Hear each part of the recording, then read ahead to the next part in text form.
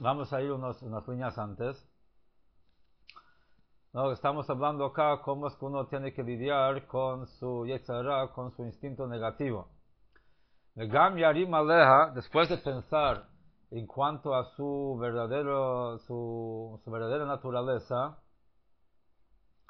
Gam Yarim Aleja también tiene que gritar, que brame contra ella, contra Yetzer Hara, Bekol Rash Veroges, con una voz ruidosa y con enojo, la shpila, para humillarla, que Mamar Azal, como dicen nuestros sabios, Violam Yargiz Adam Yetzer Tov Yetzer Hara, que uno siempre debe provocar el instinto positivo para que se enoje contra el instinto negativo. Shenemar, como dice el versículo en Salmos 4 o 5, Rigzu, enójense, ve'al techatau, y no van a pecar. ¿Qué significa esto? Dahainu sea lirgoz al nefesh ba'amit, enojarse con su instinto negativo, con su alma animal. Shi Yitzro Hara, que es su instinto negativo, enojarse bekol rash, con una voz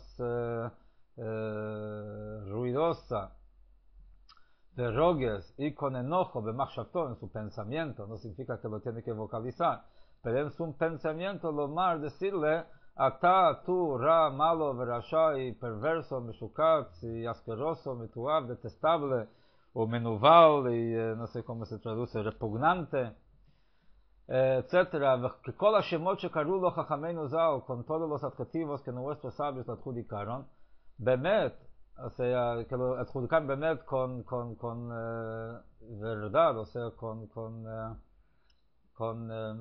autenticidad.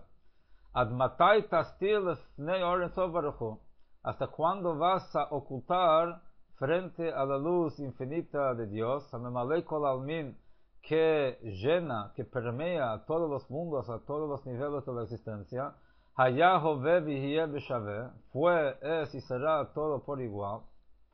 Gam b'makom zeh shani alav, Dios siempre fue, está y será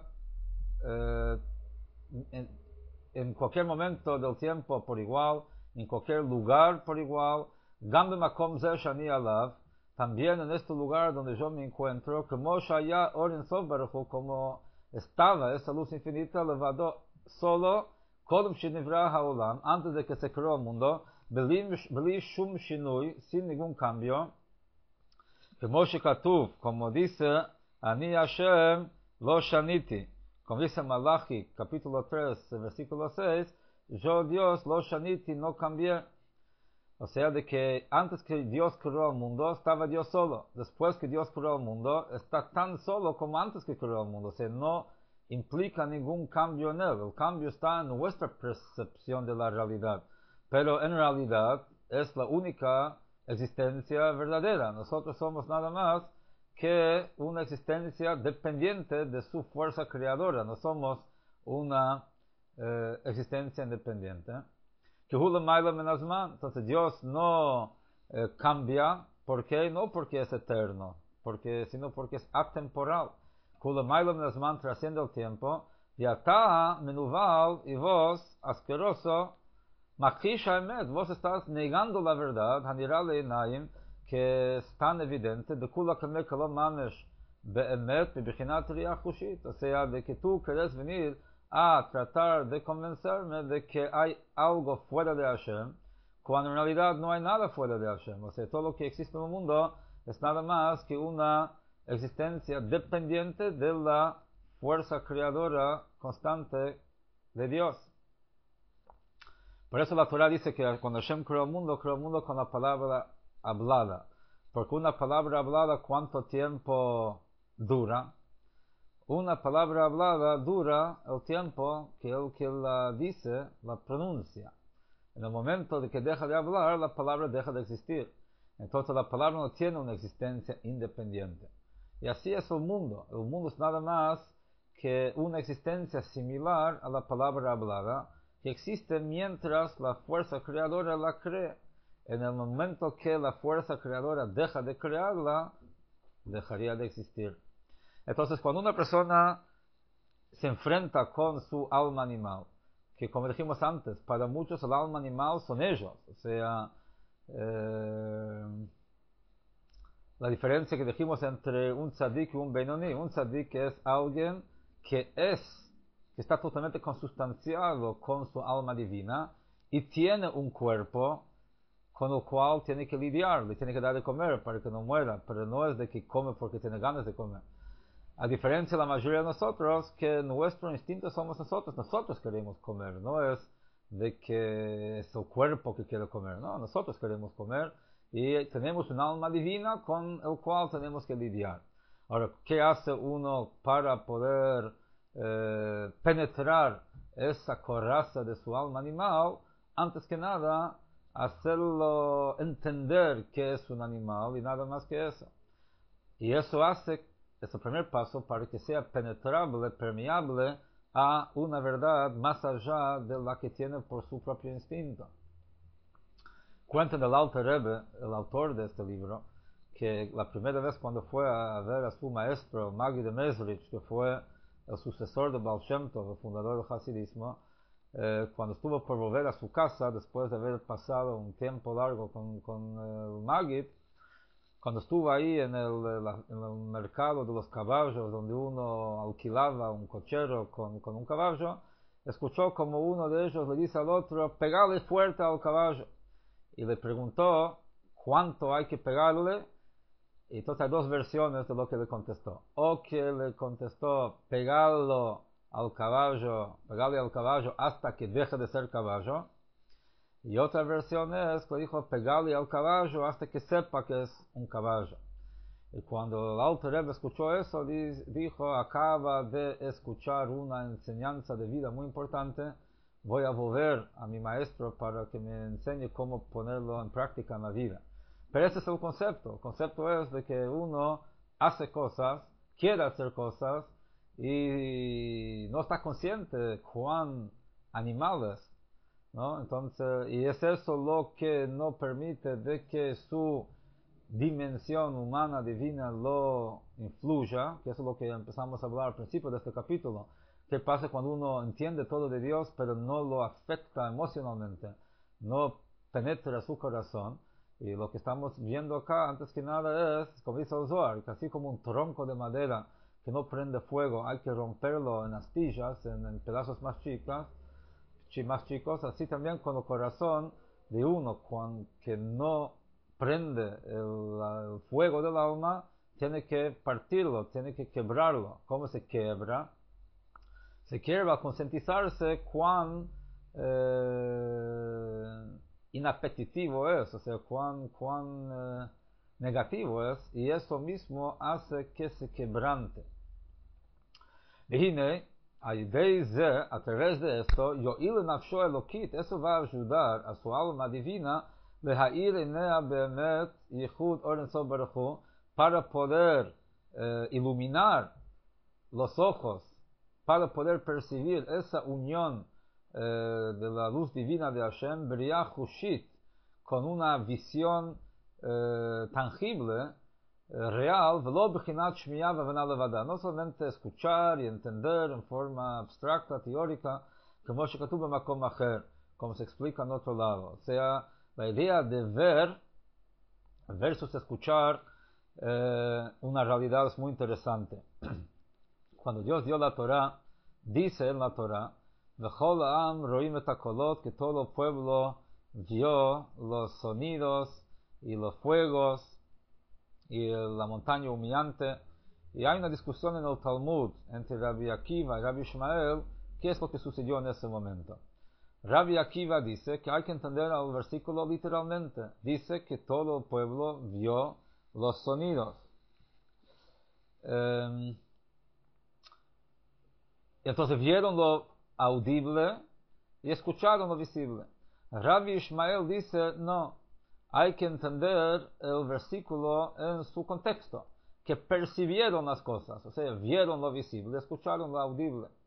Entonces, ¿qué significa ver lo audible y escuchar lo visible? O sea, ¿qué es lo que dice Rabbi Akiva y qué es lo que están discutiendo en realidad?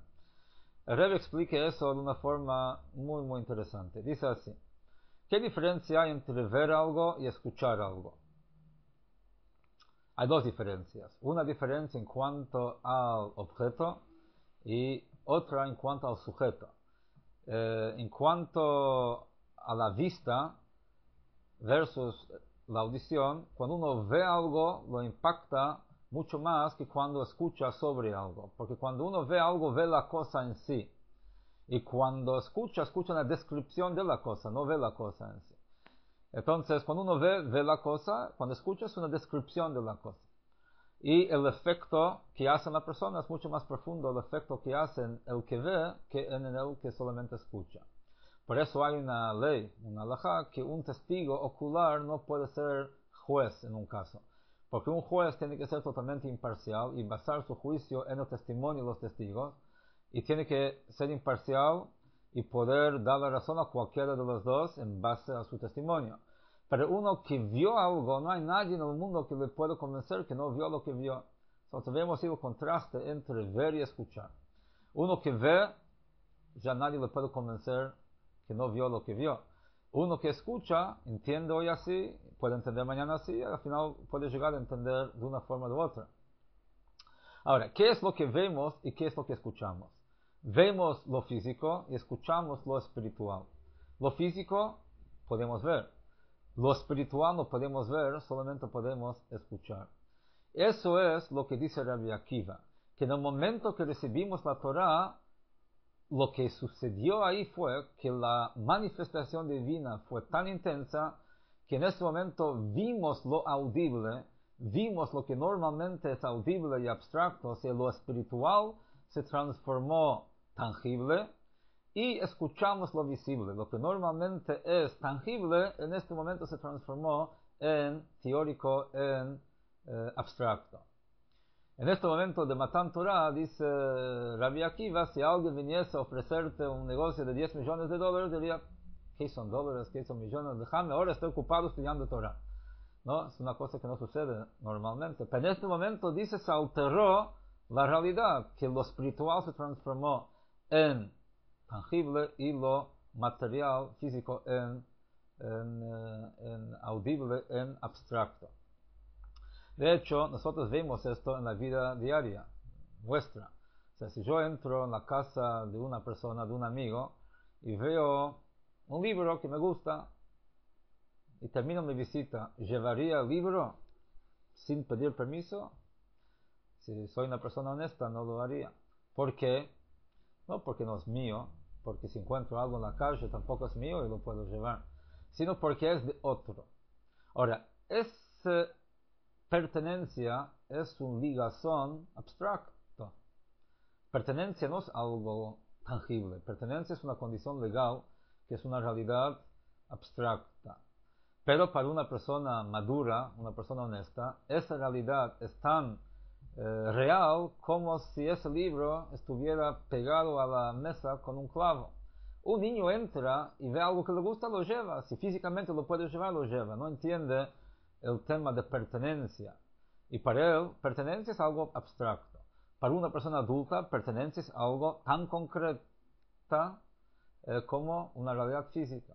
Ahora, lo que dice Rabbi Akiva es de que la idea de la Torah es cultivar en nosotros una apreciación hacia lo espiritual para que sea ver lo audible, que sea algo, no solamente algo que entendemos en forma abstracta, teórica, sino algo que entendemos tan claramente, tan tangiblemente como entendemos las realidades físicas o como entendemos las realidades legales, lógicas, o sea, de que también para nosotros es una realidad. Rabbi Shmuel dice no, vieron lo visible, escucharon lo audible, o sea, de que cuando recibimos la Torah no tuvimos una alteración en nuestra percepción de las cosas. ¿Por qué? Dice, porque si hubiésemos recibido la Torah en un estado de conciencia alterado, luego cuando al volver al mundo real, esa experiencia sería irrelevante. Sería irrelevante cuando uno está alterado, pero no cuando vuelve a la tierra. Por eso dice Rabbi Shmuel, era menester de que recibiéramos la Torah estando en el estado de conciencia natural, común y corriente, para que esas normas sean trasladables a nuestra vida real. De todos modos, ¿por qué traigo todo este tema? Es lo que estamos hablando acá. O sea, de que a través de que uno se concientice en cuanto a la verdadera naturaleza de su caballo personal, ¿no? Aunque no logre que deje de ser caballo, pero por lo menos con lograr saber que es un caballo, ya va a dejar de molestar tanto en cuanto a nuestra búsqueda de poder conectarnos con esa realidad espiritual tan elusiva, ¿no? Que nos elude tanto, pero a veces porque nos distraemos por la realidad que nos presenta la alternativa, ¿no? Pero cuando nos damos cuenta que la alternativa es nada más que un animal, y entonces eso de alguna forma ya nos libera para que no nos asociemos tanto con él. והנה, de vuelta, viene al yedei ze, a través de toda esa subyugación y humillación del lado animal nuestro, yo'il nafsho elokit, eso va a ayudar a su alma divina, lehair einea be'emet, para poder iluminar sus ojos con, de verdad, a la verdad, be'emet yichud or en sof, o sea, a la unión de la luz infinita de Hashem, beriyah hushit, con una visión clara, velo bechinat shmiya v'avena levad, y no solamente escuchar y comprender a nivel teórico y abstracto, como dice en otro lado. Shezeu shoresh kol avodah, que esa es la raíz de todo trabajo, servicio, la razón de ser nuestra, ¿no? Datam, el motivo, porque en realidad no hay ninguna substancia al otro lado, o sea, a la competencia. O podríamos decir que la competencia en realidad es una incompetencia. Por eso, al otro lado, si las alternativas que tenemos en contra de la voluntad de Hashem se comparan con la oscuridad, porque la oscuridad no tiene substancia. Por lo tanto, cuando uno prende la luz, no tiene que hacer algo para espantar la oscuridad. Solo con tener la luz, la oscuridad se espanta sola. O sea, ¿por qué? Porque la luz es nada.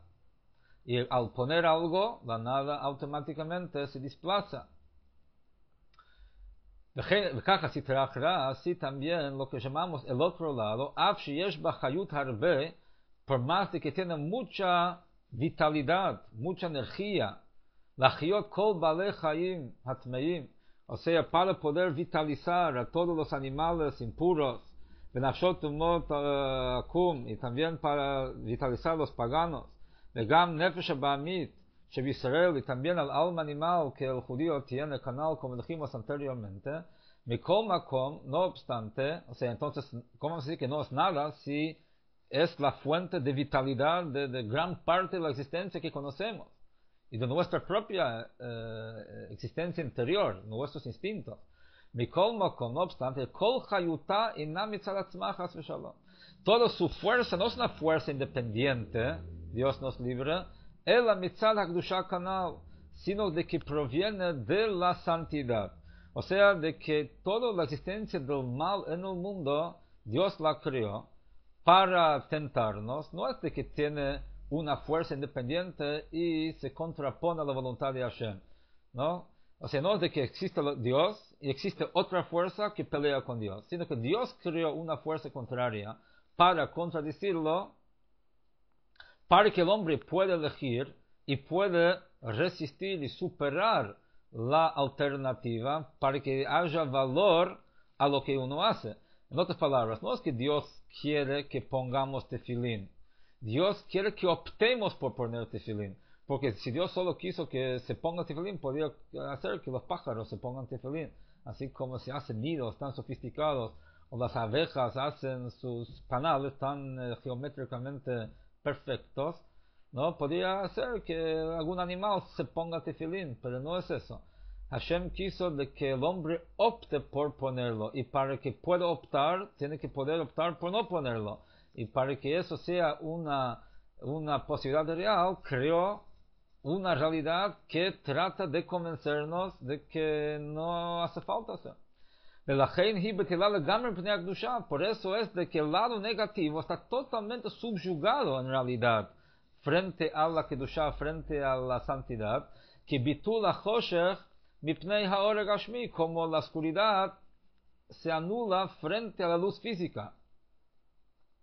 רק שלגבי קדושת נפש אלוקית, es solo que en cuanto a la santidad del alma divina שבאדם, que el hombre tiene, נתן לה הקדוש ברוך הוא רשות, Dios le dio permiso al lado negativo de uno, le dio permiso ויכולת y el poder להגביה עצמה כנגדה, para levantarse en contra del lado positivo, כדי שהאדם יתעורר, para que el hombre se despierte, להתגבר עליה, para superarlo, להשפילה y subyugarla, a ידי שפילות ונמיכת רוחו ונבזה בעיניו נמאס, o sea, a través de que uno haga todo ese proceso de concientización de cuán asqueroso es de hecho la alternativa, ובתערותה דלתת תערותה דלעילה, y a través de que el hombre combate contra el mal en el plano terrenal, eso provoca la respuesta divina, de que también acompañe eso,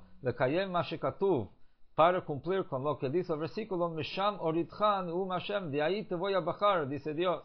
דהיינו, o sea, שמסירה ממשלתה ויכולתה, o sea, de que saca, o sea, cuando uno lucha contra su lado negativo, Dios acompaña esa lucha y de hecho saca el poder del lado negativo, ומסלק ממנה הכוח ורשות שנתן לה, y saca la fuerza y la autorización que le dio, להגביה עצמה נגד אור קדושת נפש אלוקית, para poder levantarse contra la santidad del alma divina, ואזי ממילא בטלה ונצחית כביטול החושך מפני אור גשמי. O sea, toda la fuerza que el lado negativo tiene es porque Dios le da esa fuerza. ¿Para qué? Para que el hombre la supera.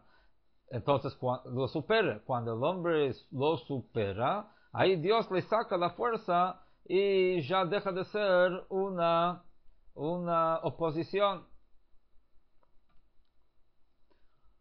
¿No? O sea, como...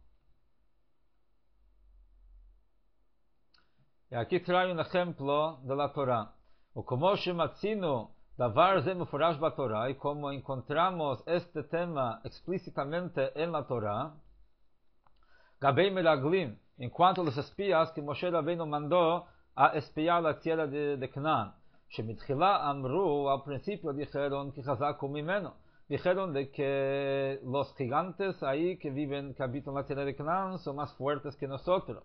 Dicen nuestros sabios que la palabra mimenu, de nosotros, se puede entender también como mimenu, más fuerte que él. Al tikre mimenu, el mimenu, o sea, de que ellos implicaban de que los gigantes en la tierra de Canaán son más fuertes que Dios, que ni Dios puede vencerlos. Shelo heminu biyecholet Hashem, no creyeron en la posibilidad de Dios de vencerlos. V'achar kach hazru ve'amru, y después dijeron, hinenu ve'alinu, aquí estamos prontos, vamos a subir. Ume'ain chazra, y de dónde volvió Baal Emunah biyecholet Hashem, de dónde vino de repente esa fe en el poder de Hashem.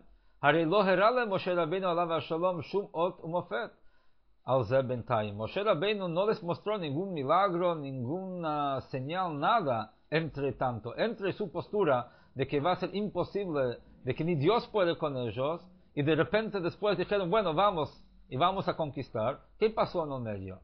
¿No? Moshe no les mostró ningún milagro. Rak shamar lahem, solamente les dijo, Eich shekatzaf Hashem alehem, cómo es que Dios se enojó con ellos, Benishba y juró, Moshe, o sea, de que Dios juró, Shelo leaviam el haaretz, que no los va a llevar a la tierra. Es eso lo que pasó en el interín. ¿Y qué les ayudó esto? Si ellos no creyeron, en la fuerza de Dios, Dios nos libre, para poder conquistar los 31 reyes, y por eso no querían, es por esa razón que no querían entrar a la tierra de Canaán, para no tener que enfrentar los 31 reyes y sus ejércitos. Entonces, ¿cómo es de repente? De que ahora sí quieren entrar. ¿Qué es lo que cambió el miedo que tenían? elevada mipnei Israel atzman maminim bnei maminim, sino eso es seguro porque el pueblo de Israel son maminim bnei maminim, creyentes, hijos de creyentes. Eso es, digamos, la naturaleza de cada judío.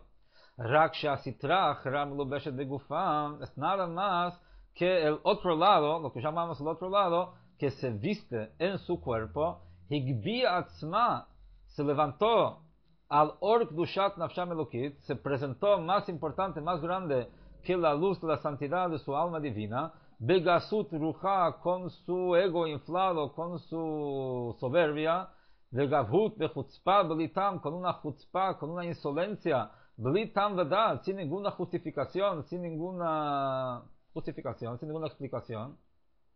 Y entonces, desde ese punto de vista, sintieron que no pueden entrar a conquistar la tierra de Israel. También ellos dijeron que estuvimos ahí y vimos a los langostas, vimos a los gigantes que nos miraban a nosotros como si fuéramos langostas, y así nos miramos a nosotros mismos al lado de ellos. Rebbe explica que una cosa depende de la otra. Cuando uno se considera langosta frente al otro, el otro lo mira como langosta. Pero cuando uno tiene su orgullo, no arrogancia, su orgullo, o sea, su autoestima, su confianza en la justicia de la causa que representa, entonces el otro también lo respeta. Pero acá, ¿qué pasa? Acá el lado animal que ellos tienen, otra vez, animal no es malo, animal simplemente animal. Puede ser animal bueno, pero sigue siendo un animal.